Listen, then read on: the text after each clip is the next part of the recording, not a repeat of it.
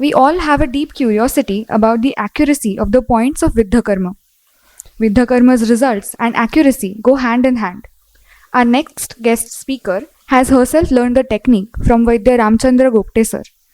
Let us all welcome Dr. Neeta Kala ma'am. Dr. Neeta Kala ma'am is an accomplished Ayurvedic physician and a well-renowned Agnikarma and Viddhakarma expert. She is currently practicing at Aurangabad. She is also a visiting consultant at BSDT College of Ayurveda, Wagholi. Ma'am has patented Vishwa Vranropan oil and also manufactures it along with Vishwa hair oil, Vishwa multipurpose cream. Ma'am has a 12 plus experience practicing Agnikarma and Viddhakarma and has trained under Vaidya Ramchandra Gokte sir. Ma'am has special interest in neuropsychiatric disorders, dermatology, trichology and spinal disorders. Ma'am has translated Dr. Gokte sir's book on Agnikarma and Viddhakarma in Hindi. Her topic today is elaboration of Manas and Urdhva Jatrugat points of Viddhakarma and their practical demonstration. Thank you ma'am for coming on stage. Good morning everyone. Thank you Gokte Memorial Foundation for inviting me for this lecture on मानस रोग. 2 साल पहले भी हम लोगों ने मानस रोग पर पहला लेक्चर लिया है. तब हम लोगों ने वो टिळक आयुर्वेद में लिया था. तब उसमें हम लोगों ने बेसिक तो कहा था, लेकिन सिर्फ बेसिक ही पता हो कि हम लोग हर डिसीज़ नहीं सॉल्व कर सकते. हम लोगों को और कुछ एडवांस अगर पता होगा तो हम लोग और बेटर पेशेंट को दे सकते हैं. शरीर और मन इनका बहुत ही निकट संबंध होता है. शरीर में हर जगह पर घूमता है. आत्मा मनसः संयोजते मना इंद्रियेन इंद्रियम अर्थेन ततो ज्ञानम. इतना अणु होने की वजह से बहुत से बार ऐसे लगता है लोगों को कि मन एक नहीं अनेक है. तो आयुर्वेद में हम लोगों ने ये सारे कंसेप्ट पहले देखे हुए हैं, लेकिन आज हम लोग देखेंगे कि बेसिकली जो पॉइंट्स गोखटे सर यूज़ करते थे, एक अपस्मार के, दूसरे उन्माद के. उन्माद और अपस्मार में कौन से पॉइंट आए हैं ये आप लोगों को पता है क्या? इंटरएक्टिव अगर सेशन रहा तो आप लोगों को डेप्थ कितनी है ये भी मुझे समझ में आएगा. और आप लोगों के जो कन्फ्यूजन्स है जो आज तक के मेरे सामने आए हैं, जैसे अपंग का पॉइंट कहाँ पर लेना है, ललाट. बहुत से लोग बोलते हैं कि ललाटा हम लोगों ने लिया है, लेकिन ललाटा का लोकेशन ही नहीं पता होता है. तो उन्माद और अपस्मार इन दोनों का क्लस्टर करके सर मानस व्याधि में ये पॉइंट करते थे. मनोवह स्रोतस का कहीं उल्लेख है क्या आयुर्वेदिक ग्रंथों में? कौन सी संहिता में दिया है? एग्जैक्टली. तो मनोवह स्रोतस का उल्लेख है. मनोवह स्रोतस में सिर्फ उन्माद और अपस्मार यही व्याधि नहीं आते हैं, अतत्वाभिनिवेश जैसे अन्य भी व्याधि आते हैं. लेकिन जब हम लोग विद्धकर्म की बात कर रहे हैं, विद्धकर्म मतलब सिरावेद का एक पार्ट हम लोग कंसिडर करते हैं. विद्ध करने से जैसे सिरावेद से हम लोग ब्लड सिराओं में से रक्त का निर्हरण करते हैं, सेम उसी तरह से जब गोखटे सर ने इन टेक्निक के बारे में सोचा, हर पेशेंट को अगर हम लोग सिरावेद के बारे में सोचते हैं तो हमें पेशेंट को स्नेहन, स्वेदन और उसके बाद में उनका अन्न जैसे पंचकर्म की एक टेक्निक सिरावेद है, इतना तो सब लोगों को पता है. तो जब तक कि पूर्व कर्म नहीं हो पाएगा तब तक कि हम लोग सिरावेद करेंगे तो सारे दोषों का निर्हरण जो निकलना चाहिए, सारे मतलब कंप्लीट नहीं. जब हम लोग सिरावेद करते हैं तो अर्धशेष मतलब आधे दोष जो है वो शरीर में शेष रहने चाहिए और आधे ही दोषों का हम लोग सिरा में से निर्हरण करते हैं. बाकी के जो शेष दोष रह जाते हैं उसके लिए आए हैं शमन चिकित्सा. ठीक है. तो वैसे ही हम लोग जब विद्ध कर्म करते हैं तो इन पॉइंट्स के बारे में हमें जो ग्रंथों में सिरावेद के लिए आए हैं वही पॉइंट हम लोग विद्ध और अग्निकर्म के लिए यूज करते हैं. विद्ध के लिए मैडम सेम हम लोग जब सिरावेद के पॉइंट करते हैं तब कभी रक्त आता है, कभी नहीं आता है. तो व्यक्त स्वरूप से वहां से रक्त आओ या ना आओ, रस रक्त इन दोनों धातुओं के साथ में वात, पित्त और कफ ये तीनों भी दोष सर्व शरीर में संचार करते हैं. ये बेसिक पॉइंट हमें पहले पता होना चाहिए जब भी हम चिकित्सा करते हैं. रस और रक्त ये 2 धातु, वात, पित्त, कफ ये 3 दोष. ठीक है. वात के सिवा हमारे शरीर में कोई भी चेष्टा नहीं हो सकती है. आप लोगों को भी पता है, मुझे भी पता है. आयुर्वेद में सिराओं का वर्णन है, धमनियों का वर्णन है. व्यपदेशस्तु भूयसा इस न्याय से सेपरेट वात, पित्त, कफ की सिराएं कहीं भी है, लेकिन फिर भी जो सिराएं है वो तीनों भी दोषों का वहन करती है. ये बेसिक कंसेप्ट अगर हमें पता हो गए ना तो हम लोग इसके सॉल्यूशंस निकालने में हम लोगों को आसानी जाती है. आज का मेरा पॉइंट है मानस व्याधि में ऊर्ध्व चतुर्गत पॉइंट और मानस रोग की ये जो 6 पॉइंट मैंने अभी कहे आपको, एक हणुसंधि, दूसरा भ्रूमध्य, तीसरा अपांग, चौथा ललाट, शंख। तो ये सारे जो पॉइंट है ये हम लोग एक एक इससे आगे आगे देखेंगे कि ये पॉइंट्स कहाँ कहाँ पे हम लोग कैसे कर सकते हैं। Next slide. गुरु वंदन के सिवा मेरा कोई कार्यक्रम शुरू नहीं होता है, तो मैं मेरे गुरु को पहले वंदन करना चाहूँगी। गुरुर् ब्रह्मा गुरुर् विष्णु गुरुर्देव महेश्वरा गुरु साक्षात परब्रह्मा तस्मै श्री गुरुवे नमः। 2012 से लेके 2014 तक के वो 2 साल जब मैं मेरा पीजी कर रही थी तिलक आयुर्वेद में, मेरा वो टर्निंग पॉइंट था कि मैं पहले तो मिक्स प्रैक्टिस के बारे में ही जनरली सब लोग सोचते हैं कि हमें क्या करना है, बीएमएस या एमडी होने के बाद में भी एलोपैथी का भी करना है और आयुर्वेद का भी करना है। सर भी ऐसा नहीं कहते थे कि एलोपैथी के पॉइंट्स यूज़ मत करो, सर होम्योपैथी भी मेडिसिन देते थे, आयुर्वेदिक भी देते थे और एलोपैथी भी देते थे। स्टार्टिंग फेज में जब यहाँ से जाने के बाद में 2014 के बाद में मैंने प्रैक्टिस शुरू की, मैंने भी इसी से शुरू की कि जैसे सर देते थे कि 10 दिन के एलोपैथी के मेडिसिन दे दो, विद्याग्नि कर दो, 10 दिन के बाद में पेशेंट को फॉलोअप के लिए बुलाओ। लेकिन एक रुग्ण ऐसा आया था सर के पास कि जिससे मेडिसिन बिल्कुल भी नहीं लेने थे, एज भी ज़्यादा था, तो पेशेंट ने कहा सर ये तो मुझे तकलीफ है, मुझे मेडिसिन भी नहीं लेने हैं, क्या आप मुझे सिर्फ विद्याग्नि पर ठीक कर सकते हैं? तो सर ने कहा ठीक है, आप डेली आ सकते हैं क्या? पेशेंट ने कहा ठीक है, हम लोग डेली आ सकते हैं। उस रुग्ण को सर ने 5 दिन डेली फॉलोअप के लिए बुलाया और विदाउट एनी मेडिसिन वो पेशेंट हमारे सामने इम्प्रूव होता हमें दिखाई दिया। सर के साथ में ये 2 साल जो हमने बिताए, हमें सर से एक एक कंसेप्ट आते गए। ऐसे नहीं है कि सर ने सारी, हम आज जो इम्प्लीमेंट करते हैं ये सर से मिली छोटी छोटी कंसेप्ट है कि इस सारे कंसेप्ट का क्लस्टर करके हम लोग आज चिकित्सा करते हैं। दोष प्रत्यनिक, व्याधि प्रत्यनिक और उभय प्रत्यनिक, ऐसी चिकित्सा आयुर्वेद में वर्णन है क्या? है ना? हाँ। विद्याकर्म का हम लोग दोष प्रत्यनिक, व्याधि प्रत्यनिक ऐसा इस्तेमाल करते हैं क्या? आप लोगों में से कितने लोग करते हैं? हाथ ऊपर कीजिए। बहुत ही कम लोग। लेकिन मैं खुश हूं कि दोष प्रत्यनिक भी हम लोग विद्याकर्म का विचार कर सकते हैं।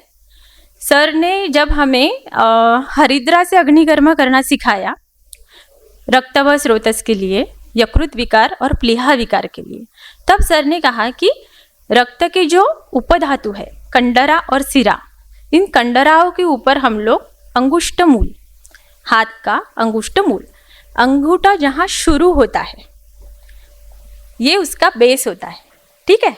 तो इस अंगुष्ठ मूल के जगह पे 2 कंडराएं होती है। एनाटॉमिकल स्नब बॉक्स सभी को पता है। एनाटॉमिकल स्नब बॉक्स के जो दोनों लैटरल बॉर्डर्स है वो दोनों कंडराएं हैं। तो इन कंडराओं के ऊपर जब हम लोग उपधातु के, रक्त के उपधातु के ऊपर हम लोग अग्निकर्म कर रहे हैं, तो ये अग्निकर्म उस रक्त व स्रोतस के मूल स्थान यकृत और प्लीहा के ऊपर कार्य करता है, इसलिए हम लोग इन कंडराओं के ऊपर अग्निकर्म करते हैं। ये सर से जो हमें कंसेप्ट मिली, इन कंसेप्ट के ऊपर हम लोगों ने सोचा कि अगर सिर्फ रस और रक्त के बारे में हम लोग ये देख रहे हैं, तो बाकी के स्रोतसों के बारे में भी हम लोग ऐसा विचार कर सकते हैं क्या कि उनके उपधातुओं का विचार करें, उनके मूल व स्रोतसों का विचार करें। और फिर हम लोगों ने ये प्रैक्टिकल पेशेंट्स के ऊपर इम्प्लीमेंट करना शुरू किया। जैसे जैसे हम लोग इम्प्लीमेंट करते गए, सुश्रुत प्रत्यक्ष प्रमाण मानते थे, हमारे गुरु भी प्रत्यक्ष ही प्रमाण मानते थे।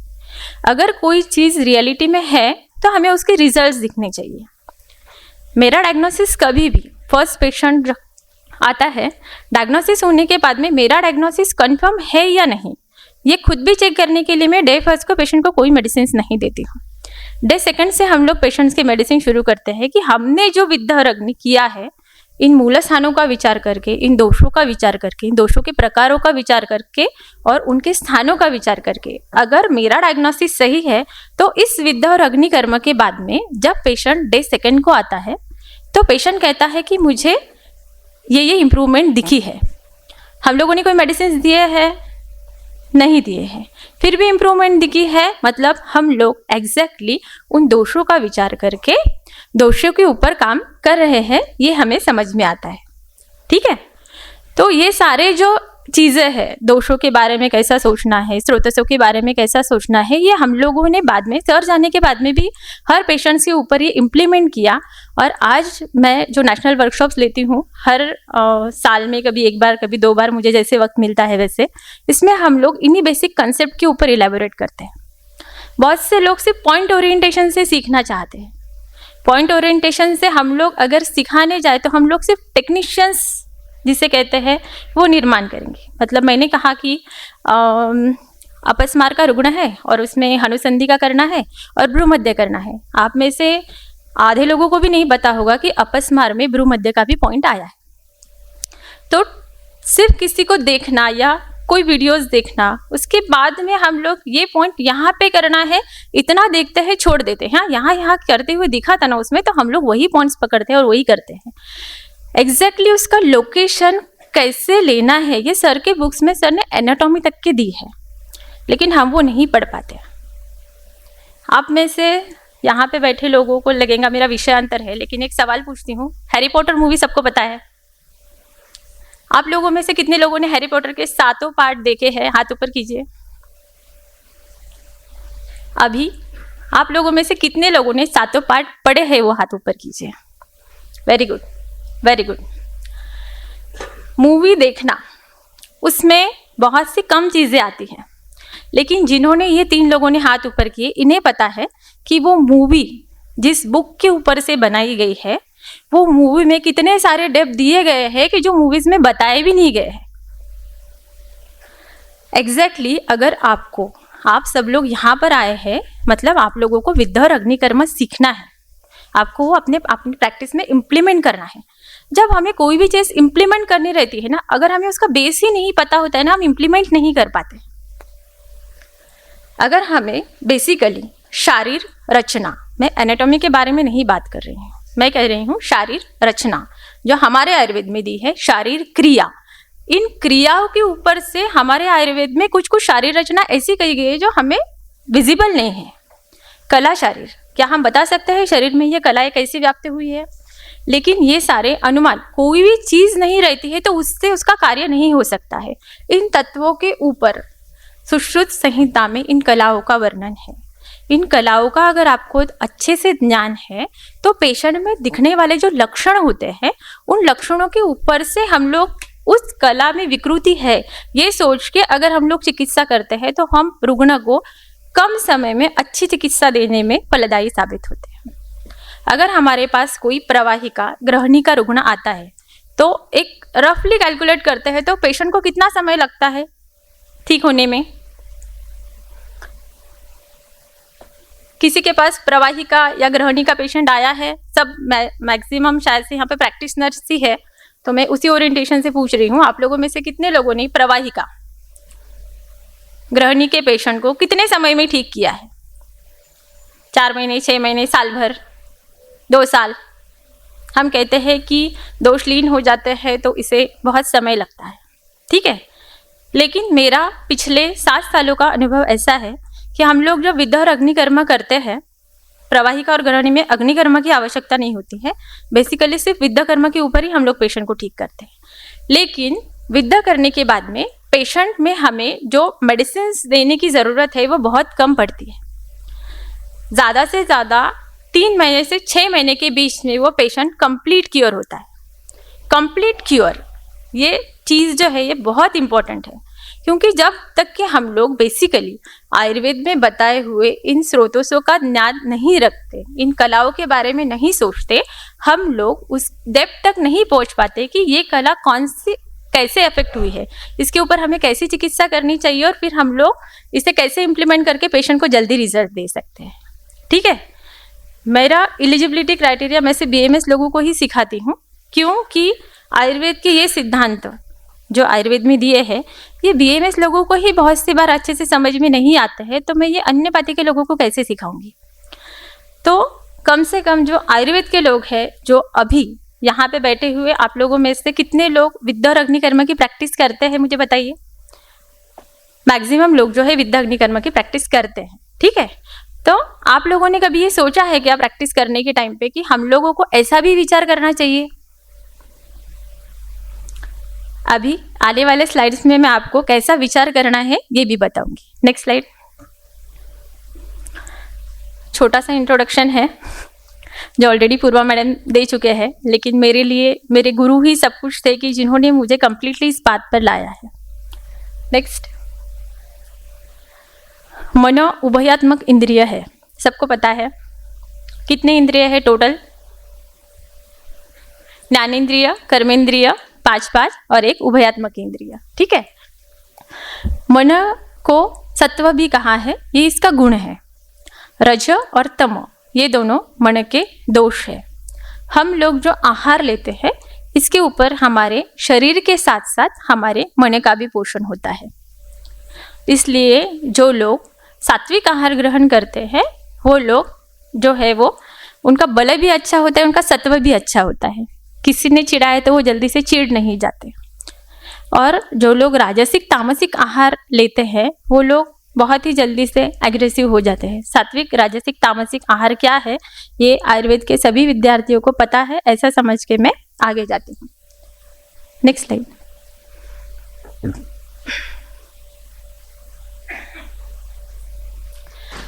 मन को द्रव्य कहा है ये हम लोग भूल जाते हैं। खादिन्यात्मा मनः कालोदिशिष्य द्रव्य संग्रह। तो जो द्रव्य हम लेते हैं उससे इस मन का पोषण होता है, ये भी हम लोग भूल जाते हैं। बहुत से लोग कहते हैं कि मानस विकार में कोई भी द्रव्य काम ही नहीं करता। आयुर्वेद के सिद्धांतों के ऊपर आप अगर सोचने जाए तो आप लोगों को इसका आंसर यहीं पे मिल जाता है कि मन ये एक द्रव्य है। आत्मा मनसा संयुज्यते। हम ये श्लोक मैं वापस से इसलिए बता रही हूँ क्योंकि हमारे पास आज जो मानस विकृति लेके पेशेंट्स आते हैं, मैक्सिमम आज के लोगों का, आने वाले लोगों को ADHD और ऑटिज्म इतना ही पता होगा, लेकिन इसके अलावा भी अन्य बहुत सारे मानस विकार हैं जिसके बारे में हम सोचते हैं। तो हमें ये एक श्लोक जो है ये बहुत ज़्यादा इम्पोर्टेंट दिखता है। आत्मा मनसा संयुज्यते मना इंद्रियेण इंद्रियम अर्थेन तत्त्वज्ञानम। किसी ने आवाज़ दिया, मेरा ध्यान नहीं था तो मुझे वो आवाज़ सुनाई नहीं देता है क्योंकि मेरा मन तब उस इंद्रिय के पास नहीं था। कोई तो हाथ लगा के मुझे बोलता है तब मेरे ध्यान में आता है कि अच्छा इन्होंने मुझे बताया है, तो मैं तब कॉन्शियस माइंड में रहती हूँ। तभी मुझे मतलब जब मेरा मन का आत्मा से आत्मा का मन से मन का इंद्रियों से संपर्क हुआ तभी जाके मुझे ये ज्ञान हुआ। जब हम लोग मानस विकृति के पेडियाट्रिक पेशेंट देखते हैं तब हमें इस चीज़ को बहुत ज़्यादा ध्यान देना पड़ता है। हम उन पेडियाट्रिक पेशेंट को आवाज़ देते रहते हैं फिर भी वो हमें रिस्पॉन्ड नहीं करते हैं क्योंकि उनका मन आत्मा इंद्रिय इनका जो संयोग है ये ही प्रॉपर नहीं होता है। यहीं पे जो है ये ऑब्स्ट्रक्शंस रहते हैं। बहुत से बार हम लोग पेशेंट को आवाज़ देते हैं तो पेशेंट सुनता नहीं है। बोलने के बाद में भी अगर हम लोग उन्हें टैप करते हैं, उनको बोलते हैं मेरी तरफ ध्यान दो, तब भी वो आई कॉन्टैक्ट नहीं रखते हैं। क्यों? क्योंकि यहाँ पे जो इंद्रिय है उनका मन से संयोग ही प्रॉपर से नहीं आता है। उनके ब्रेन में जो उसके मैपिंग तैयार होनी चाहिए ये नहीं हो पाते हैं। इसके लिए ये श्लोक जो है ये बहुत इंपॉर्टेंट है। Next slide. हमें जो कुछ दिखता है उसके ऊपर से हम ये कह सकते हैं कि हृदय ये मन का स्थान है। सारे इंद्रिय शिर प्रदेश में है कि जहाँ से सारा कंडक्शन होता है। इसके लिए मस्तिष्क का जो है ये इसका कार्यालय है जहाँ से कमांड्स जो है वो दिए जाते हैं और सर्व शरीर जो है वो उसका संचारक क्षेत्र है। मन उसका बेसिकली स्थान अगर हृदय है, इसका ग्रंथोक्त वर्णन है। ठीक है। भेल संहिता में शिर को मन का स्थान कहा है। तो हम लोग जो दोनों भी पॉइंट लेते हैं, एक उर का वो हृदय के पास आता है तो ये मन के ऊपर कार्य करता है। अगर हम लोग शिर भी कंसिडर करते हैं तो भी हम लोग जो सपनी या फिर जिसे भ्रू मध्य कहते हैं वो भी पॉइंट अगर हम लोग लेते हैं तो ये मन का स्थान बेल संहिता के अनुसार आता है। Next slide. उन्माद और अपस्मार का ये रेफरेंस, इस रेफरेंस में हम लोग देखें तो हनुसंधि मध्यगताम अपस्मारे, मतलब यहाँ पे सिर्फ एक ही पॉइंट आया है हनुसंधि मध्य।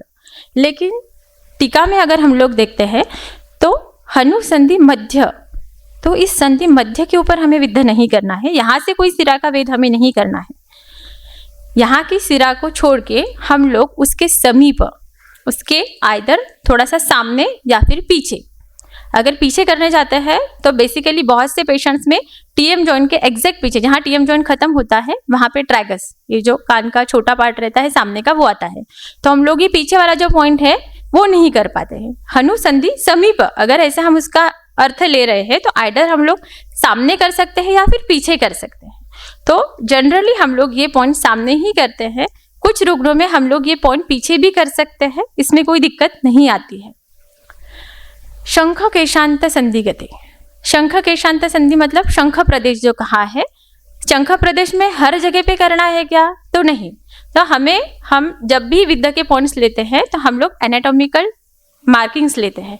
तो यहाँ पे शंख प्रदेश में केशांत ये पॉइंट हमें लेना है। मैं आपको डायग्राम में वापस से बताऊंगी। इसके लिए भी सर वापस से चाइनीज मेडिसिन और आयुर्वेद इन दोनों का क्लस्टर करके सर पॉइंट्स निकालते थे। तो कान का जो ऊपर का सिरा होता है वहां से हम लोग अगर सामने लाइन ड्रॉ करते हैं तो वो पॉइंट जहाँ केशांत को छेदता है वो पॉइंट हम लोग शंख करके लेते हैं। उसके बाद में है उर, अपांग, ललाट। उर का point line joining the nipples on the sternum. Apang नेत्र रोग, शालाक्य के कितने लोग हैं यहाँ पे? एमडी शालाक्य है क्या कोई? संधियां कितनी गई है नेत्र रोगों में? नेत्र में कितनी संधियां है? 6। इसमें से कनिनिका संधि और अपांग संधि, इतना तो भी सब लोगों को याद है। कनिनिका जो है वो नाक के पास में आती है, मतलब ये वाला कॉर्नर। सब लोगों को मैं दिख रही हूँ ना? और अपांग जो है ये लैटरल। तो इस लैटरल पॉइंट के बाजू में जो आता है ये पॉइंट जो है ये अपांग का आता है। ललाट ये पॉइंट अलग है और अपांग ये पॉइंट अलग है। ललाट का पॉइंट शुरुआती में जब सर करते थे तब आईब्रोज के मिड पॉइंट पर करते थे, लेकिन सर ने वापस से चाइनीज मेडिसिन पढ़ने के बाद में जब मैं थी सर के पास तभी सर ने कहा कि हम लोग अभी मीडियल 2/3 और लैटरल 1/3 एक ऐसा एंगल आता है।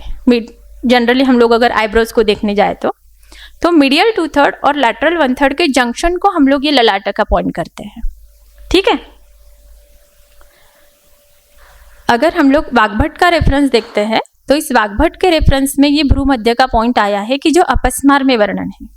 भ्रूमध्य मतलब ही स्थपनी, इसमें किसी को कोई कंफ्यूजन नहीं होना चाहिए। इसका एनाटॉमिकल लोकेशन हम लोग कैसे करते हैं ये मैं आपको प्रैक्टिकल डेमोन्स्ट्रेशन के टाइम पे और जो मैनुअल हम लोग लेके आए हैं उसके ऊपर बताएंगे। Next slide.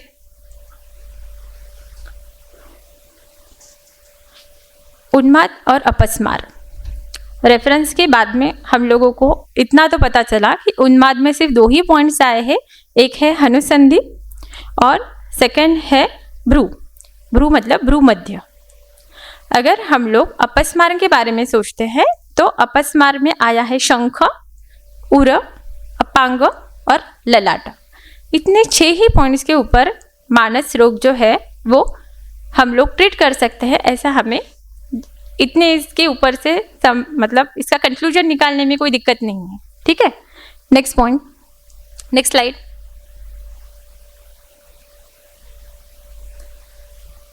ये 6 पॉइंट, इसमें किसी को कोई दिक्कत है कि ये 6 पॉइंट जो हम लोग मानस रोगों में कंसिडर करते हैं वो कहाँ से आए हैं? तो ये उन्माद और अपस्मार इन दोनों के जो ग्रंथोक्त रेफरेंस है उसके ऊपर से हम लोग ये पॉइंट्स लेते हैं। नेक्स्ट, इस डायग्राम में इस फोटो में आपको दिखाई देगा कि जो ब्लू कलर का पॉइंट है वो है अपांग। ब्लू कलर का पॉइंट है ये अपांग है। मैंने अभी आपको बताया कि कनिनिका संधि और अपांग संधि। कनिनिका संधि नाक के पास में है और अपांग जो है वो लैटरली है। तो जहाँ पे भूपृच्छ है, भूपृच्छ मतलब ही अपांग, इसका रेफरेंस ग्रंथ में दिया है। मैं नेक्स्ट स्लाइड में आपको वो भी बताती हूँ। भूपृच्छ मतलब ही अपांग। भूपृच्छ और अपांग ये दोनों चीजें अलग नहीं है। जब हम लोग भूपृच्छ देखते हैं, सब लोग अपने अपने जहाँ पे आईब्रोज खत्म होते हैं वहां पे हाथ लगाइए। आप लोगों को यहाँ पे डिप्रेशन दिखेगा, लग रहा है सबको? वो जो डिप्रेशन है उस डिप्रेशन के अंदर हमें अपांग का पॉइंट करना है। अगर हम लोग यहाँ पे भूपृच्छ, अब ग्रंथों में भूपृच्छ दिया है तो हम लोग एग्जैक्टली अगर भूपृच्छ के ऊपर करते हैं तो वहां पे जो रिज होती है उसके ऊपर हम लोग विद्ध कर देते हैं और वो पेनफुल होता है। और हमें जिस डेप्थ से जाना है, हमें दोषों को बाहर निकालना है। अगर हम लोगों को दोषों को बाहर निकालना है तो हम लोग सुपरफिशियली विद्या करके हमें कुछ भी नहीं मिलने वाला। तो ये जो दोनों डिप्रेशन है, भूपृच्छ को पीछे एग्जैक्टली भूपृच्छ जहाँ पे है ना, वहां पे रिज जाती है, तो वहां पे हमें ये विद्या कर्म नहीं करना है। वहां से पीछे हमें जहाँ पे डिप्रेशन लगते हैं, उस डिप्रेशन के अंदर हम लोग अपांग, अपांग मतलब ही भूपृच्छ। ये मैं रिपीटेडली इसलिए कह रही हूँ कि मेरा आज का जो लेक्चर लेने का पॉइंट है वो यही है कि बहुत से वैद्य इन्हीं पॉइंट में गलत कर रहे हैं। अगर मेरा लेक्चर होने के बाद में भी किसी को शंका है कि मैडम नहीं आप जो बोल रहे हैं वो गलत है, तो आप हाथ ऊपर करके मुझसे पूछ सकते हैं, मैं रिपीट भी बताऊंगी। ठीक है। रेड कलर का जो पॉइंट है ये है शंख। मैंने जैसे आपको कहा कि कान के वहां से हम लोग सीधी एक लाइन सामने ड्रॉ करते हैं, तो ये लाइन जहां पे केशांत आती है वहां पे हम लोग ये शंख का पॉइंट करते हैं। कुछ रुग्ण पुरुषम पुरुषम विक्षम, हर रुग्ण में हमें ये पॉइंट्स अलग अलग देखने को मिलते हैं। कुछ रुग्ण ऐसे भी होते हैं कि जहाँ पे ये अपांग और भ्रूपृच्छ, इसमें हार्डली आधा अंगुल इतना ही डिस्टेंस रहता है। इतने एनाटॉमिकल वेरिएशन पिछले 12 से 13 सालों में हम लोगों ने देखे हैं। तो फिर मैडम दोनों भी पॉइंट्स हमें करना है क्या? तो डिपेंड्स, अगर आपको लगता है दोनों करने हैं तो दोनों करो या फिर एक ही करो, लेकिन ये दोनों पॉइंट्स अलग हैं। लेकिन जब हम लोग मार्क करते हैं तो ये पॉइंट बहुत से, जैसे आपको यहाँ पे फिगर में दिख रहे हैं ना इमेज में, सेम वैसे ही ये पॉइंट्स बहुत से बार बहुत ही क्लोज आ जाते हैं। तो अपांग का जो पॉइंट है वो हमें डिप्रेशन के अंदर करना है और शंख का जो पॉइंट है वो हमें केशांते करना है। क्लियर? समझ में आ रहा है कि मेरा स्पीड बहुत ज्यादा तो नहीं है ना? ओके। हनुसंधि, हनुसंधि और हनवस्ती, इसमें बहुत से लोग थोड़ा सा कंफ्यूजन कर देते हैं। हनवस्ती यहाँ पर है कंठ प्रदेश में, और हनुसंधि मतलब टीएम जॉइंट। सब लोग अपने अपने टीएम जॉइंट के ऊपर हाथ रखिए और आ करना है। जो जॉइंट सबलक्स होता है वो टीएम जॉइंट है, उठा के कहीं पर भी विद्ध नहीं कर देना है। टीएम जॉइंट हमें लोकेट करना है। जो सबलक्स हुआ है हमें वो, क्योंकि हनुसंधि मध्यगता, आपको कैसे समझ में आएगा हनुसंधि मध्यगता?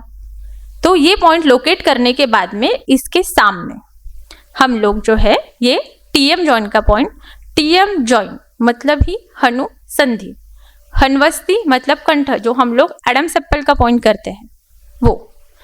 एडम्स एप्पल का पॉइंट चाइनीज मेडिसिन में आया है, आयुर्वेदीय ग्रंथों में ये पॉइंट्स वर्णन नहीं है। Next slide please.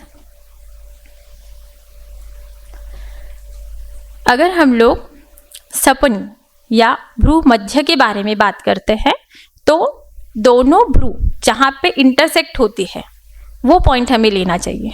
बहुत से लोग वो पॉइंट ऊपर लेते हैं, ऊपर नहीं लेना है। जब हम लोग मानस विकार में ये पॉइंट करते हैं, तब मानस विकार में ये पॉइंट्स करने के टाइम पे हमें डेली भी विद्या करना पड़ता है। इतने पैनिक अटैक्स वाले पेशेंट्स हमारे पास आते हैं। तो फिर मैडम हम सेम ही पॉइंट पे रोज करें क्या? तो नहीं, आपको जो पॉइंट आपने किया है उसके आप थोड़ा सा ऊपर भी कर सकते हैं, लेकिन ये पॉइंट जब हम लोग डेली करते हैं तभी ध्यान रखने हैं। सेम पॉइंट को हम लोग डेली ब्रेक नहीं करते हैं, उसके थोड़ा सा ऊपर, उसके थोड़ा सा ऊपर एक एरिया हम लोग कंप्लीट, क्योंकि आईब्रोज मतलब एक पॉइंट नहीं है, वो एक एरिया आता है। तो वो कंप्लीट एरिया का जो इंटरसेक्टिंग पॉइंट है, जो सपनी है, वहाँ पे हम लोग डेली विद्या कर्म करते हैं। डेली विद्या कर्म अगर आपका रुग्ण सत्ववान है तो ही आप कर सकते हैं। अगर आपका रुग्ण डरपोक है तो आप ये पॉइंट हफ्ते में एक ही बार कर सकते हैं, इससे ज़्यादा आपका रुग्ण आपको कोऑपरेट भी नहीं करता है। ठीक है। ललाट, ब्लू डॉट से जो बताया गया है वो पॉइंट है ललाट का। मीडियल 2/3 और lateral 1/3, at the junction of medial 2/3 lateral 1/3 और उस आईब्रोज से एक अंगुल ऊपर। समझ में आ रहा है? क्लियर? ये ललाट का पॉइंट है। ललाट अपांग, सारे पॉइंट्स अलग अलग है। इन सारों का रेफरेंस सर के बुक में दिए गए हैं। सबसे लास्टली मैं आपको इमेजेस भी बताती हूँ और वापस से क्लियर भी करूँगी। सपनी मतलब ही भ्रू मध्य, अपांग मतलब ही भ्रू पुच्छ। Next slide. उर का पॉइंट एग्जैक्ट लोकेशन अगर आप देखते हैं तो दो निप्पल्स को ज्वाइन करने वाली लाइन स्टर्नम के ऊपर। मैंने लाइन थोड़ी नीचे बताई है, पॉइंट ऊपर बताया क्योंकि आप लोगों को वो लाइन समझ में आनी चाहिए, इसलिए। पेडियाट्रिक पेशेंट में मैडम हम कर सकते हैं क्या? तो कर सकते हैं, आराम से कर सकते हैं। आपको हर बार जब भी आप विद्या करते हैं तो आपको डेप्थ जो है वो समझ में आनी चाहिए। जिन पेशेंट में उपचय अच्छा होता है उन पेशेंट में हम लोग थोड़ा डीप भी जाते हैं तो चलता है, जैसे 1/4 भी जाते हैं तो चल जाता है। लेकिन जो रुग्ण मानस रोग के आते हैं उनमें हम लोग देखते हैं कि उनके धातुओं का उपचय बराबर से नहीं रहता है। आपको स्टर्नम के ऊपर से स्किन ही लगती है, तो आपको सिर्फ टिप प्रिक करना है। अगर आप थोड़ा भी डीप चले जाते हैं टिप से तो पेरियोस्टम के ऊपर जैसे ही वो निडल प्रिक होती है आपके पास पेशेंट वापस नहीं आता है, क्योंकि वो बहुत पेनफुल पॉइंट्स होते हैं। ठीक है, नेक्स्ट स्लाइड प्लीज। विद्याकर्मा के लिए हमें कौन से साहित्य लगते हैं? सब लोगों को पता है 26 और 24 नंबर निडल हम लोग यूज करते हैं। 24 नंबर की निडल हम लोग बहुत रेयरली यूज करते हैं, लेकिन जब हमें लगता है कि दोष बहुत ही ज्यादा है तब हम लोग 24 नंबर की निडल यूज करते हैं। और उसमें भी 24 नंबर की निडल अभी तक के हम लोगों ने सिर्फ शंख प्रदेश, अपांग और टीएम जॉइंट यहीं पर की है। सपनी, ललाट और उर, यहाँ पे मांस का उपचय ही उतना नहीं रहता है कि आप वहाँ पे 24 नंबर की निडल यूज करें। इसके लिए जब भी आपको ऐसे लगता है कि दोष ज़्यादा है और वहाँ से दोष ज़्यादा निकलने चाहिए और पेशेंट को जल्दी उपशम मिलना चाहिए, तो 24 नंबर की निडल हम लोग सिर्फ शंख प्रदेश, अपांग और टीएम जॉइंट यहीं पर यूज करते हैं। Next slide please. आसन स्थिति के बारे में previous slide please sir, previous. आसन स्थिति अगर देखते हैं तो पेडियाट्रिक पेशेंट में आप लोग ये पॉइंट बैठकर बहुत ही रेयरली कर सकते हैं। मेरे पास अभी जितने भी पेशेंट्स हैं वो बच्चे को हमें टेबल पे सुलाना पड़ता है, उनकी मदर जो है उनके ऊपर बैठती है, उन्हें पकड़ती है और फिर हम लोग वो पॉइंट करते हैं। हर पेशेंट आपके पास आने वाला आसानी से चेयर पे बैठ के आप उसके सारे पॉइंट्स कर दोगे, नहीं होता है। ठीक है, तो आसन स्थिति पेशेंट कंफर्टेबल चाहिए। आप जो पॉइंट कर रहे हैं वो पॉइंट की डेप्थ जो है, पेशेंट हिल जाता है तो डेप्थ गलत हो जाती है। कोई भी पेशेंट आता है तो वो पॉइंट देखने के बाद में हमें समझ में आना चाहिए कि इस पेशेंट में हमें इतने डेप्थ से करना है। आपका ब्रेन, आपके हाथ, आपकी नीडल, ये इतने ऐसे जिसे कहते हैं ना कि पेशेंट को देखने के बाद में ही आपको समझ में आ जाना चाहिए कि ये पेशेंट का ये पॉइंट हमें इतने ही डेप्थ से करना है। ठीक है, नेक्स्ट स्लाइड। प्रधान कर्म। प्रधान कर्म में ये 6 पॉइंट और उनके डेप्थ के ऊपर हम लोग थोड़ी सी बात करेंगे, क्योंकि डेप्थ के बारे में बहुत से लोगों को कंफ्यूजन है। 2 to 4 mm तक के अगर हम लोग जाते हैं तो वो स्किन तक के जाते हैं। 6 mm तक के जाते हैं तो हम लोग मांस तक के जाते हैं, और उससे डीप हम लोग जब जाते हैं तो सिरा स्नायु अस्थि संधि के ऊपर काम करता है। ये सर के बुक में का एक स्टैंडर्ड रेफरेंस हमारे लिए है। लेकिन ये जो नियम है ये हर जगह पे हम लोग इम्प्लीमेंट कर सकते हैं क्या? मांस की डेप्थ हर जगह पे अलग है, संधियाँ हर जगह पे अलग है, उनकी अस्थियों की डेप्थ हर जगह पे अलग है। तो ये बेसिक जो है ये एक रेफरेंस है हमारे लिए कि हमें हर पॉइंट जो है वो वहाँ की स्किन, वहाँ का मांस और वहाँ पे जो अस्थियाँ है, संधियाँ है, इनकी डेप्थ इसे सोचकर करना है। अगर मुझे लगता है कि दोष मांस तक के है तो वहाँ की स्किन, वहाँ के मांस की डेप्थ और वहाँ के नीचे के अस्थि, इनका विचार करके हमें वो डेप्थ डिसाइड करनी है।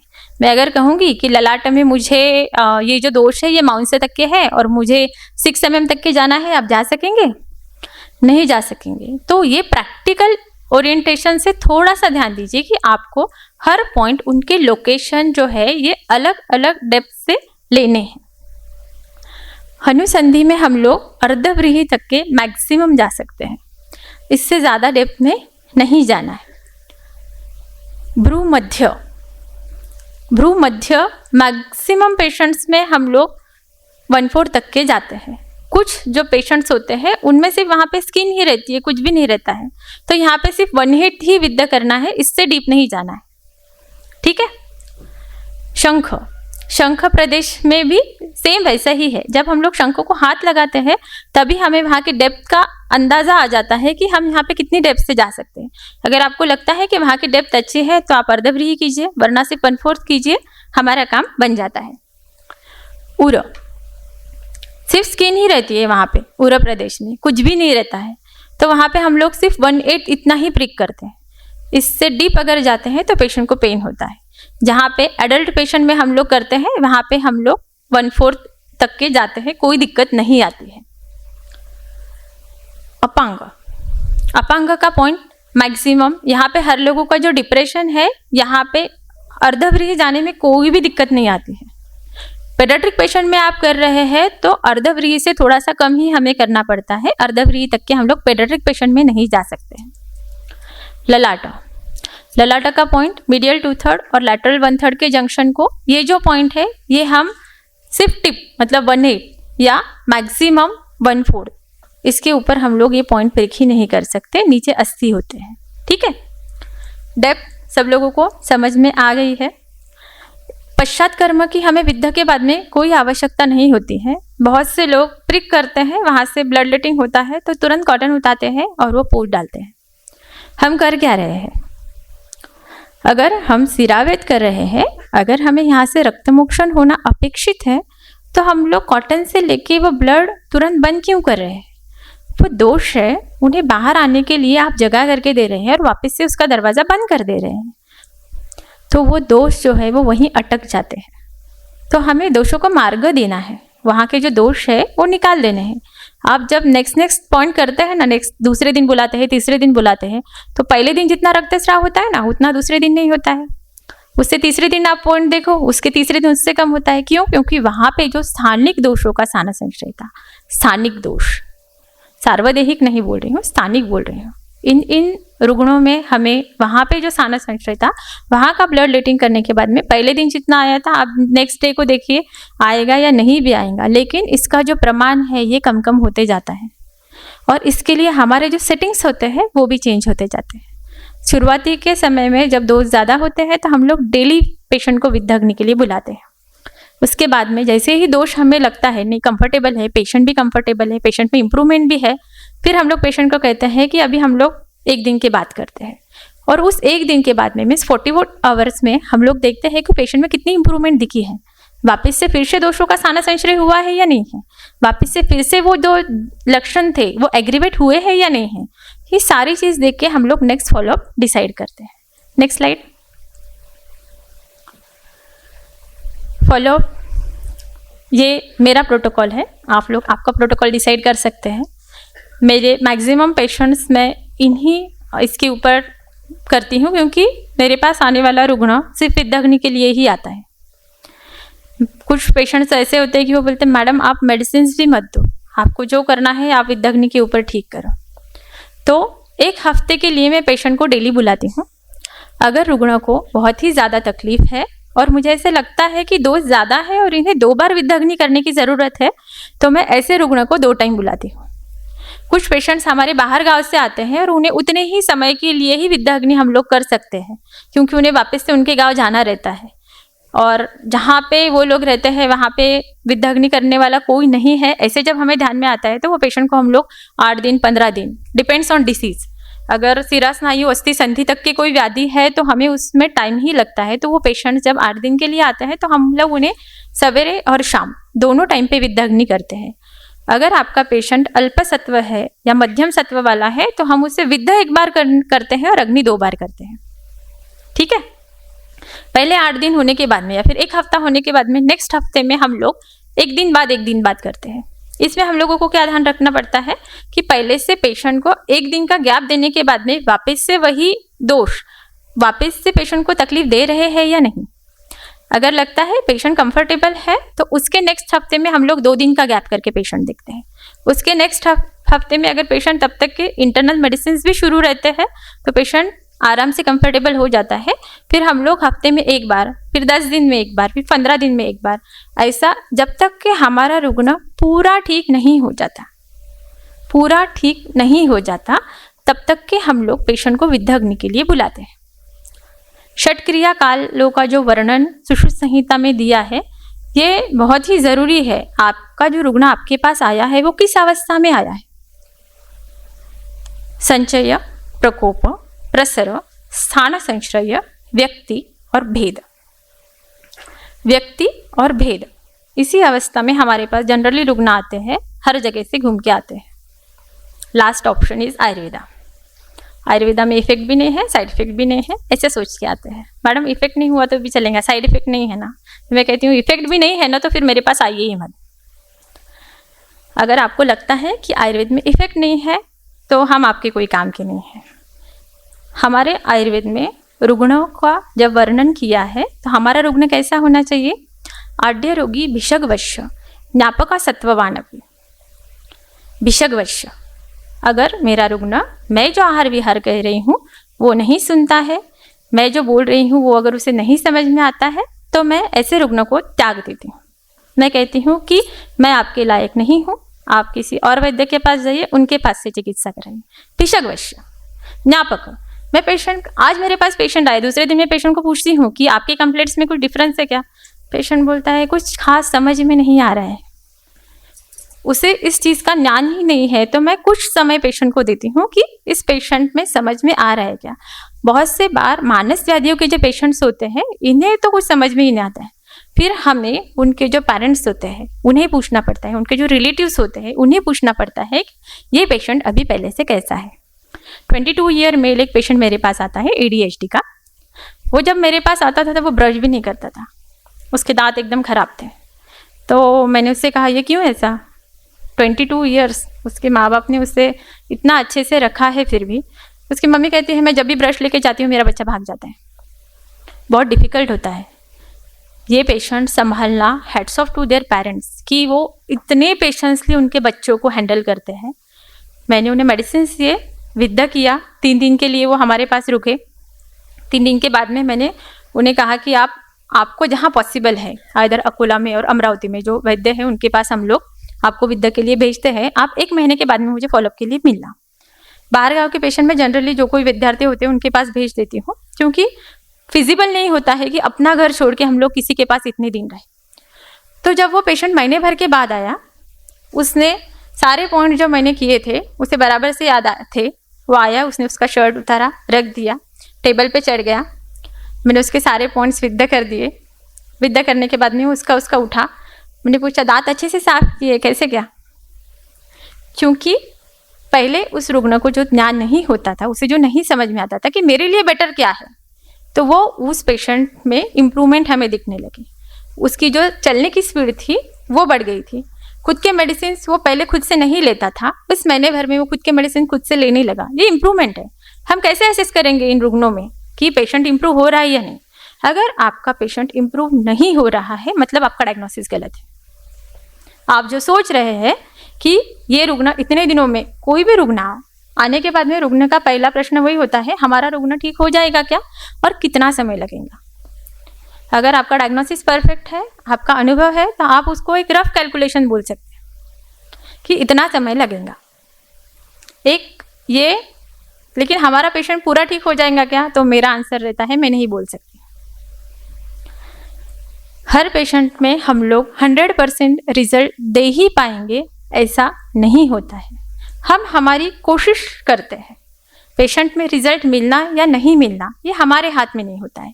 लेकिन अगर हमारा डायग्नोसिस बराबर है और हमने जो पॉइंट सिलेक्ट किए हैं वो बराबर है, तो फिर भी अगर पेशेंट को इम्प्रूवमेंट नहीं दिख रही है, तो हमें सोचना पड़ता है कि यार कुछ तो गलत है वापस से, कि जो हमें वापस सोचने की ज़रूरत है। हम गोप्टे सर के पास से तो एक रुग्ण आई थी कि उससे कंटिन्यूस वॉमिटिंग हो रहा था। सर ने मेडिसिन दिए, इंटरनल मेडिसिन दिए, पेशेंट इम्प्रूव ही नहीं हो रही थी। वो पेशेंट बाहर गाँव की थी। तो सर ने कहा यार हमारा डायग्नोसिस कुछ तो गलत है, क्यों इसकी वॉमिटिंग बंद नहीं हो रहा है और क्या करना चाहिए? फिर सर ने तब कहा कि आमाशय के पास में एपिगैस्ट्रिक का जो पॉइंट है वो चाइनीज मेडिसिन में आया है, वो हमारे ग्रंथों में नहीं आया है। हम लोग इस रुग्ण में वो पॉइंट करके देखते हैं। तो सर ने उस पेशेंट को डेली बुलाया। 3 दिन के बाद में वो पेशेंट आई नहीं, लेकिन उस 3 दिन में हमें ये समझ में आया कि रुग्ण को अगर हम लोग ऐसे पॉइंट्स एनाटॉमिकल लोकेशन के हिसाब से करते हैं तो इम्प्रूवमेंट दिखती है। अभी पिछले 4 वर्कशॉप में हम लोगों ने जितने भी वैद्यों को सिखाया है, उन सबका कहना यही है कि अगर दोषों का स्थान संशय इपिगैस्ट्रिक के पास में है, आमाशय से रिलेटेड कोई भी अगर व्याधि है, तो ये पॉइंट करने के बाद में पेशेंट को उपशम मिलता है। ठीक है, रुग्ण पूरा ठीक होने तक चिकित्सा करनी है, आधी अधूरी चिकित्सा नहीं छोड़नी है। इसके लिए आप में खुद में भी उतने पेशेंस चाहिए और आपके रुग्ण में भी उतने पेशेंस चाहिए। Next slide please. अग्निकर्म हम लोग सुवर्ण शलाका जो सर बनाते थे उसी टाइप में 14 कैरेट की हम लोग बनाते हैं और उस शलाका से हम लोग अग्निकर्म करते हैं। जब हमें ऐसे लगता है कि कफ का अनुबंध है, तभी हम लोग अग्निकर्म करते हैं। अगर विद्या करने के बाद में भी हमें लगता है कि हमें चाहिए वैसे इम्प्रूवमेंट नहीं है, तब हम लोग अग्निकर्म करते हैं। जब हमें ऐसे लगता है दोष शीत गुण से बड़े हुए हैं, तब हम लोग अग्निकर्म करते हैं। ऐसे नहीं कि हर इसमें करते, कभी कभी तीनों दोषों के लक्षण दिखते हैं तो हमें अग्निकर्म करना है, ऐसे भी लग रहा है तो पहले जो बड़ा हुआ पित्त है उसका हम लोग शमन करते हैं, उसके बाद में अग्निकर्म करते हैं। पित्त बड़ा हुआ है तब अगर आप अग्निकर्म करने जाओगे तो जो जो पॉइंट्स आप करते हैं ना, वो पूरे रेड हो जाते हैं। इसके लिए जहाँ जहाँ पित्त का अनुबंध रहता है और आपको लगता है कि यहाँ अग्निकर्म भी करना जरूरी है, तो पहले पित्त शामक चिकित्सा दीजिए, उसके बाद अग्निकर्म कीजिए। ठीक है, पॉइंट्स जो है वो सेम विद्या के जो पॉइंट है वही हम लोग अग्निकर्म के लिए लेते हैं, लेकिन जो पॉइंट हम लोगों ने विद्या के लिए लिया है, जो पॉइंट हम लोगों ने प्रिक किया है, उसके थोड़ा सा बाजू में हम लोग अग्निकर्म करते हैं, उसी के ऊपर नहीं करते हैं। ठीक है, थोड़ा सा बाजू में अग्निकर्म करना है। और हनुसंधि ये एक ऐसा पॉइंट है कि जहाँ पे हम लोग डायरेक्ट हनुसंधि के ऊपर ही अग्निकर्म करते हैं। विद्या के लिए हम लोग हनुसंधि के अंदर विद्या नहीं कर रहे हैं, विद्या के लिए हम लोग हनुसंधि के सामने कर रहे हैं, लेकिन अग्निकर्म जब लोग हम लोग करते हैं तब हनुसंधि के ऊपर ही हम लोग अग्निकर्म करते हैं अपस्मार के रुग्णों में जहाँ कफ का अनुबंध होता है। Next slide please. हम लोग संहिता ही नहीं पढ़ते तो टीका बहुत दूर की बात है, लेकिन मेरा काम है बताना कि अपांग मतलब भूपृच्छ। मैं बार बार यही पॉइंट्स रिपीट इसलिए कर रही हूँ कि जब आप लोग विद्या कर्म करते हैं और गलत विद्या कर्म करते हैं तो हमारे गुरु का नाम खराब होता है, और हम लोग ये कभी नहीं चाहेंगे कि हमारे गुरु का नाम खराब हो। 8 दिन जब मैं वर्कशॉप लेती हूँ, मैं सवेरे 10 बजे से, अगर आने वाले वैद्यों की डिफ़िकल्टीज क्लियर नहीं होती है तो हम लोग 9 बजे तक के सिखाते हैं। 5 बजे हमारा ऑफिशियल टाइमिंग क्लोज हो जाता है। अगर मुझे सिर्फ और सिर्फ थ्योरेटिकल ही नॉलेज देना है तो मैं 10 से 5 के बीच में, लोग कहते हैं मैडम 8 दिन क्या पढ़ाएंगे, 8 दिन विद्या कर्म और अग्निकर्म सिर्फ। मैं बोलती हूँ 8 दिन भी कम है। जो लोग आके जा चुके हैं, आप अगर उनसे पूछेंगे तो उन्हें आप लोगों को समझ में आएगा कि विद्या और अग्निकर्म हमें एग्जैक्टली प्रैक्टिकल इम्प्लीमेंटेशन के लिए कैसे सोचना है। आपने संहिता भी नहीं पढ़ी है, टीका भी नहीं पढ़ी है, कोई तो गलत कर रहा है, उसका गलत देख के गलत फॉलो कर रहे हैं, ये गलत है। और वो भी आप अगर हमारे गुरु के नाम से कर रहे हैं तो हम बोलेंगे। अगर आप खुद कह रहे हैं कि ये पॉइंट मैंने ढूंढा है तो मैं कहूँगी ओके ठीक है चलेगा, लेकिन आप कहते हैं कि गोप्टे सर ने ये सिखाया है और हम ये कर रहे हैं, तो मैं बोलूँगी ये गलत है। सर 2015 में जब गए तब गोप्टे मैडम ने यही कहा कि मैं वापस नहीं आ सकती थी। मैडम ने कहा वापस आना भी नहीं है, तुझे तेरी फैमिली है, लेकिन यहाँ से आगे भी जब जब हमें ज़रूरत पड़ेगी तब तब मुझे पता है कि तू वापस आएंगी। और आज का भी लेक्चर मेरा इसीलिए है कि जो लोग जो पॉइंट्स गलत कर रहे हैं वो उसे सही कीजिए। रिक्वेस्ट है, हाथ जोड़ के हम लोग विनती करते हैं कि पॉइंट्स गलत मत कीजिए। आप पॉइंट्स गलत करते हैं ना तो उसके रिजल्ट्स गलत आते हैं, और सबसे इम्पॉर्टेंट हमारे गुरु का नाम खराब होता है। विद्या और अग्निकर्म के जनक करके जो गुरु पहचाने जाते हैं, अगर आप उन्हें फॉलो कर रहे हैं तो कम से कम उनकी किताब पढ़िए, उनकी किताब में सारे पॉइंट्स इतने डिटेल्स में दिए हैं, एनाटॉमी तक की दी है, फिर भी आप लोग गलत करते हैं क्योंकि आप लोग ब्लाइंडली किसी को तो भी फॉलो करते हैं। Don't follow anyone. मैं तो मेरे विद्यार्थियों से भी कहती हूँ, मुझे भी फॉलो मत कीजिए, कोई ज़रूरत नहीं है। मेरा कहीं पे भी फोटो नहीं लगाना है, कुछ भी नहीं करना है, लेकिन ग्रंथों को पढ़ो। अगर वो ग्रंथ पढ़ने के बाद में आपको लगता है मैडम आपने गलत पढ़ा है तो मुझे बोलो, I will correct my self. लेकिन अगर मैं गलत हूँ तो मुझे बताइए, मैं भी खुद को सही करने के लिए तैयार हूँ। लेकिन गलत करने के बाद में हमारे गुरु का नाम उसे बिल्कुल ही नहीं देना है। ठीक है, नेक्स्ट स्लाइड। अभी ब्लैंक स्लाइड आ गई, मैडम थैंक यू लिखना भूल गए। तो ये सर्वसामान्य जो वैद्य है, सबकी अपनी अपनी क्षमताएं होती है। जैसे सबका अग्नि अलग अलग होता है, किसी का मंद है, किसी का अच्छा है। तो मंद अग्नि लोगों के लिए कि जिन्हें बस इतने ही पॉइंट मैडम हमारे क्लियर होने थे, उन लोगों के लिए ये लेक्चर ख़त्म हो गया है। जिनका अग्नि अच्छा है उन लोगों के लिए नेक्स्ट स्लाइड प्लीज।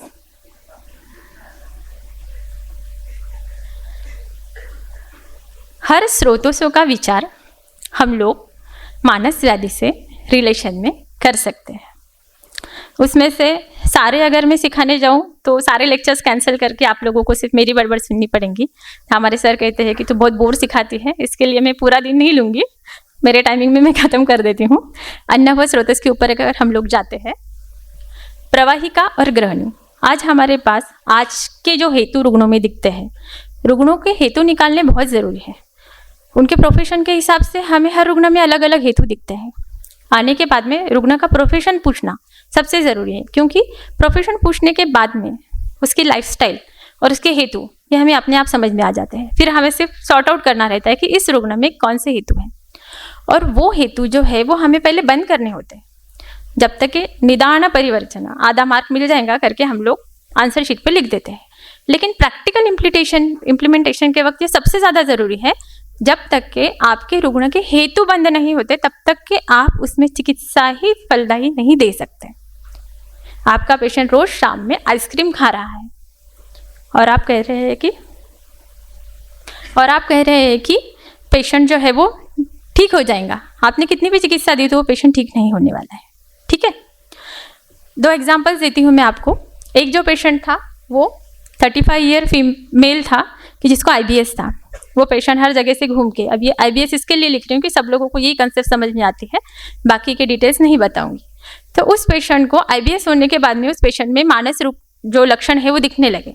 पहले जो है वो सारे कंप्लेंट्स एब्डोमेन से रिलेटेड थे, बाद में मन में विकृति होना, किसी भी चीज़ में मन नहीं लगना, बहुत जल्दी से चिड़चिड़ापन आ जाना, ये सारे लक्षण रुग्ण में दिखने लगे।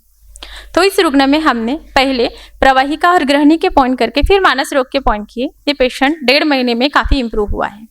सेकेंड जो पेशेंट है 22 ईयर मेल, इस पेशेंट में उसके फैमिली हिस्ट्री की वजह से उस पेशेंट ने बहुत से जो मतलब पहले मानसिक हेतु इतने स्ट्रांग थे कि उसकी वजह से वो धीरे धीरे डिप्रेशन में जाके फिर उससे सारे प्रवाहिका के लक्षण दिखने लगे। इस पेशेंट में हस्तमैथुन की बहुत ज़्यादा इंटेंस इच्छा रहती थी, वो 4 से 6 बार करता था। तो ये बंद करने के लिए सबसे पहले इस रुग्ण में जो हेतु थे वो मानस थे। इसके लिए पहले इस पेशेंट में हम लोगों ने मानस के पॉइंट किए, उसके बाद में हम लोगों ने इसके प्रवाहिका के पॉइंट किए। इस पेशेंट में हमें क्षिप्र भी लेना पड़ा था, क्योंकि इनवॉलेंटरी वो कहता था कि मुझे ध्यान नहीं आता है मैडम, लेकिन मेरा हाथ जाता है और मैं मैस्टरबेट कर देता हूँ। तो इस रुग्ण में हमें क्षिप्र भी लेना पड़ा था। तो आपको ये ध्यान में रखना है कि आप जो पॉइंट्स ले रहे हैं वो आपके पेशेंट के हिसाब से कैसे है। Next slide please.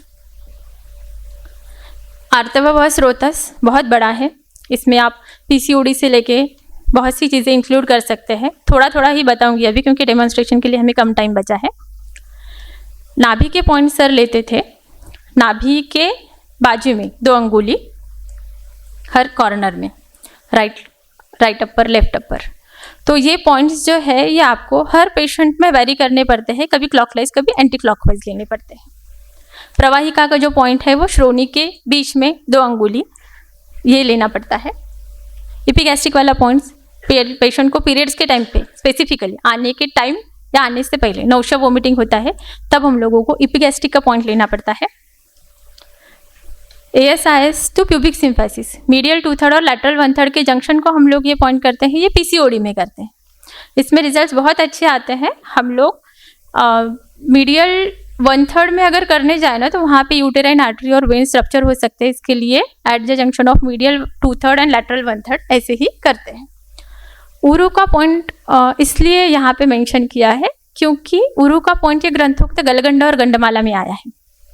तो जहाँ पे लो डोज थायरोक्सिन सर हमेशा यूज़ करते थे पीसीओडी के पेशेंट्स में या फिर इनफर्टिलिटी के पेशेंट में, ऐसा जब हमें लगता है कि थायराइड से रिलेटेड कुछ विकृति है और लो डोज थायरोक्सिन कहीं पे जाना चाहिए या फिर मेंटेन होना चाहिए, तब हम लोग उरु का पॉइंट लेते हैं।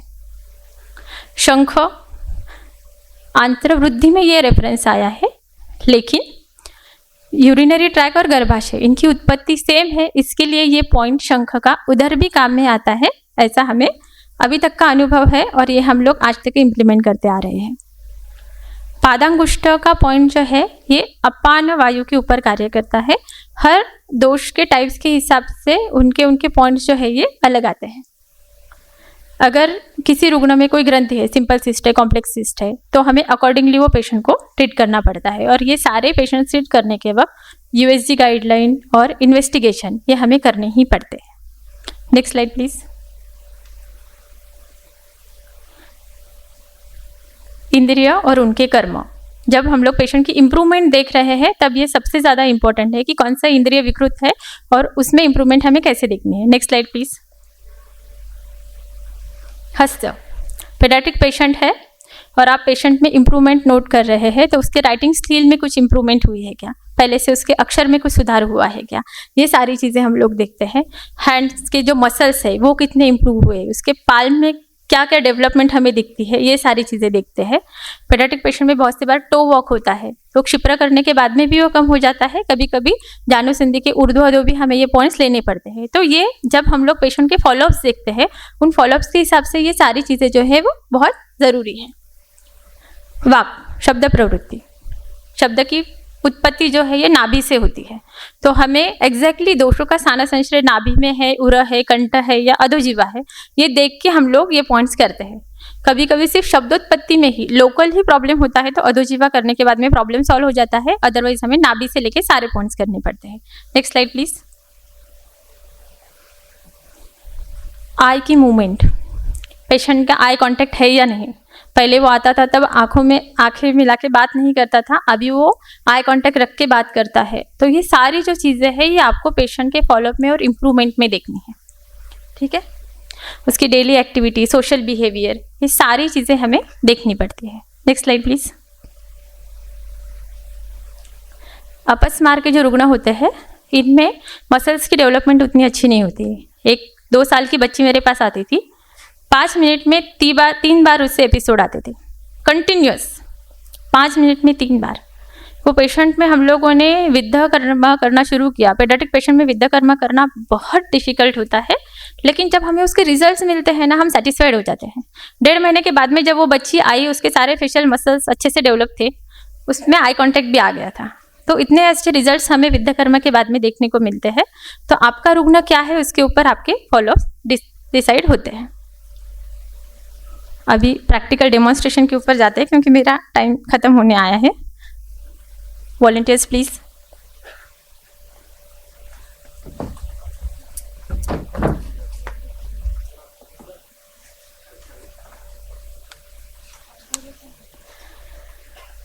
किसी को कोई डिफिकल्टी होगी तो आप बाद में भी पूछ सकते हैं।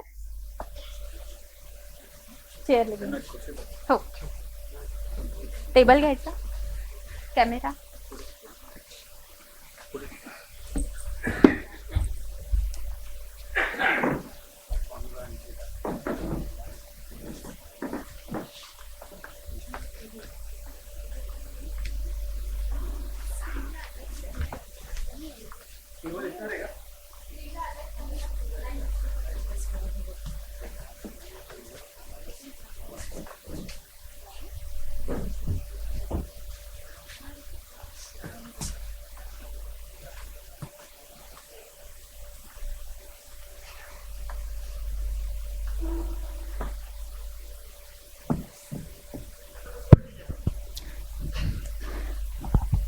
मला 1-2 मिनिटं आधी आवाज द्या तरी। भ्रूमध्य, अभी इस पेशेंट में अगर आप देखते हैं तो ये डाउनवर्ड डायरेक्शन से, ठीक है। तो इस रुग्ण में ये भ्रूमध्य आता है, आपके दोनों आईब्रोज जहाँ जॉइन होते हैं वो भ्रूमध्य आता है, इसके ऊपर नहीं आता है, ठीक है। मीडियल 2/3 और लैटरल 1/3, जैसे मैंने आपको कहा कि एक एंगल होता है, तो वो एंगल के आसपास ही मीडियल 2/3 और लैटरल 1/3 का पॉइंट आता है रुग्ण के 4 अंगुली से। रुग्ण के 4 अंगुली, मेरे नहीं, रुग्ण के 4 अंगुली हम लोग काउंट करते हैं, उसमें से जो एक अंगुल है वो एक अंगुल, अभी टाइम कम है इसके लिए मैं आपको अंगुली प्रमाण नहीं बता सकूंगी, तो वो ललाट, मीडियल 2/3 और लैटरल 1/3। अगर इस रुग्ण में आईब्रोज यहीं से शुरू होते हैं तो मेरा मीडियल 2/3 उस सेंटर से शुरू होता है, ठीक है। तो ये मीडियल 2/3 और लैटरल 1/3 का जो जंक्शन है ये ललाट का पॉइंट है, ये एक अंगुल ऊपर आता है। बहुत से फीमेल पेशेंट्स में बाल बहुत ज़्यादा होते हैं, तो ये पॉइंट हम लोग जब करते हैं तो ये सेकंड, ये जो इस पेशेंट में इतना पीछे दिख रहा है ना, इसके आसपास ही वो पॉइंट आता है। लेकिन आपको ध्यान रखना है कि आपको मीडियल 2/3 और लैटरल 1/3 के जंक्शन को एक अंगुल ऊपर करना है, ठीक है। ये आईब्रोज यहाँ पे खत्म हो रहे हैं, जहाँ पे ये आईब्रोज खत्म होते हैं वहाँ पे नहीं करना है, यहाँ पे पीछे जो डिप्रेशन है, अभी इस पेशेंट में इतना पीछे है ये डिप्रेशन, ऐसे नहीं कि यहाँ पे आईब्रोज खत्म हो गई यहीं पे डिप्रेशन है, ये डिप्रेशन इतना पीछे है। फिर मैडम ये यहाँ पर करना है क्या, तो नहीं, ये यहाँ पे आईब्रोज खत्म हो रहे हैं और ये डिप्रेशन यहाँ पे है, तो ये अपांग का पॉइंट यहाँ पर आएगा, ठीक है। शंख का जो पॉइंट है ये कंप्लीट शंख है। अगर इस रुग्ण के कर्ण के हिसाब से हम लोग करने जाए तो यहाँ से सीधी लाइन सामने ड्रॉ करने के बाद में ये शंख का पॉइंट आता है केशांते। आ करो, बंद करो, आ बंद। ये टीएम जॉइंट है, इस टीएम जॉइंट के सामने ये भी जनरली जो ये हेयर लाइन होती है, अभी इन्होंने ये कट किया है, लेकिन ये जो हेयर लाइन होती है इस हेयर लाइन के सामने हम लोग करते हैं, ठीक है। शंख से लेके नीचे तक की जो लाइन हम लोग ड्रॉ करते हैं ये पॉइंट टीएम जॉइंट के सामने आता है। 1 2 3 पूरा का पॉइंट बताना पॉसिबल नहीं है। ये 5 पॉइंट सब लोगों को क्लियर हुए, ठीक है। उस पेशेंट में बताती हूँ। इनमें देखो अभी आपको ये ऑलमोस्ट इन दोनों जो है आईब्रोज ये जॉइनिंग है, तो इनका सपनी यहाँ पर आएगा, मीडियल 2/3 और लैटरल 1/3, एक अंगुल ऊपर ऑलमोस्ट यहाँ पर आएगा। इनका अपांग यहाँ पर आएगा, क्योंकि डिप्रेशन पीछे है, हर एक का डिप्रेशन सामने ही रहेंगे ऐसे नहीं, डिप्रेशन पीछे है, उस डिप्रेशन के अंदर हमें अपांग का पॉइंट करना है, ठीक है। इनके कर्ण से लेके सामने अगर हम लोग लाइन ड्रॉ करते हैं तो ये शंख का पॉइंट इनका यहाँ पर आएगा। ये जो सेकंड लाइन होती है ना, ये फर्स्ट कर्वेचर, ये सेकंड कर्वेचर, इस सेकंड कर्वेचर के ऊपर ये शंख का पॉइंट आता है। आ करो, बंद करो, टीएम जॉइंट के सामने, क्लियर। इन दोनों का लेफ्ट हो गया, इनका राइट करती हूँ। सपनी, सपनी मतलब ही भ्रू मध्य, मीडियल 2/3 और लैटरल 1/3, इनके जंक्शन को एक अंगुल ऊपर, ललाट।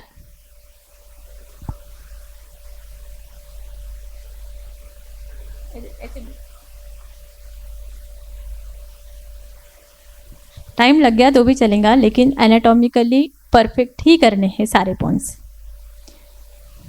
अभी इस रुग्ण में अपांग यहाँ पर आया है और इसके एग्जैक्टली पीछे शंख आया है। जैसे मैंने आपको कहा कि पॉइंट्स आधा अंगुल का ही डिफरेंस कभी कभी रह जाता है, लेकिन आपको हर पेशेंट में ये लोकेट करके ही सारे पॉइंट्स करने हैं।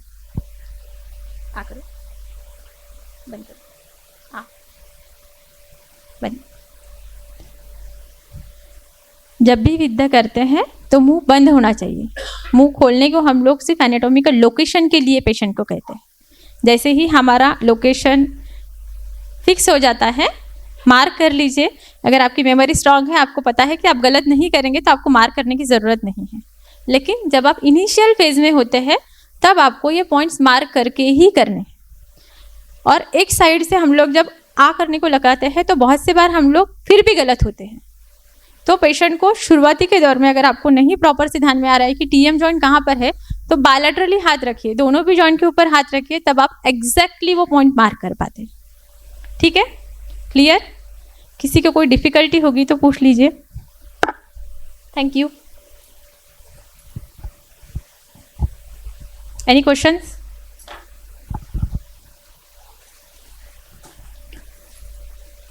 Thank you. इतनी शांति से सुनने के लिए बहुत बहुत धन्यवाद।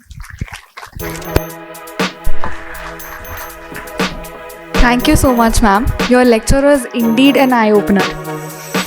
None of us will ever go wrong with the points from now on.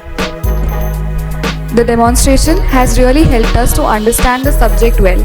I sincerely thank you for that.